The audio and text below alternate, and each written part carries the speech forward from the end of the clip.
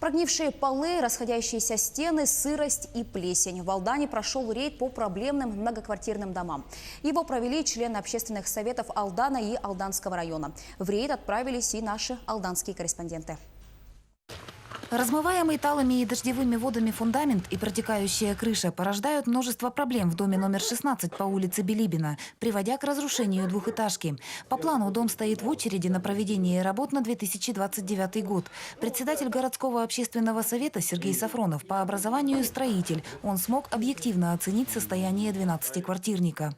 Здесь разговор уже должен идти не о том, что ее надо ремонтировать просто кровлю. А в домах, в квартирах мы увидели, что балки уже прогнулись, да? И бежит это не первый год, там труха уже одна.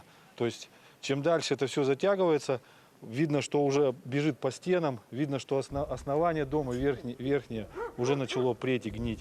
То есть с каждым годом это все будет усугубляться, и до 2029 года он точно этот дом не достоит. Дом напротив, по Билибина 15, стоит в очереди на переселение. У жильцов те же опасения, что и у соседей. Ветхое деревянное здание просто не достоит. Из 16 квартир половина нежилые, один подъезд заперт. Проживающие в доме люди поддерживают двухэтажку буквально руками, латая трещины и делая стяжки. Обращение в общественный совет для многих стало последней надеждой. Мы не обещаем никогда результата, но то, что мы примем и насколько сможем провести этот вопрос, мы обязательно это будем делать. Члены общественного совета посетили несколько домов по обращениям жильцов. Общежитие по адресу Быкова, 15 в прямом смысле является плавучим. Под полом первого этажа пролегает толща воды.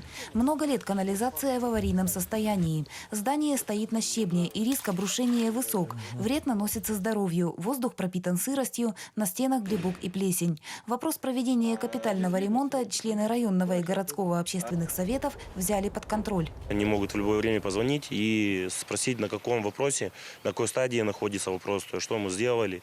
Также у нас открытый совет проходят жители города, жители дома данного. Они могут в любой момент приходить, то есть и спрашивать. Решение по каждому из многоквартирников будет принято на ближайшем заседании. Члены рекомендательного органа намерены выстраивать диалоги с властью и управляющей компанией. Татьяна Вахнина, Сергей Шипачев, Александр Лукин, Алдан.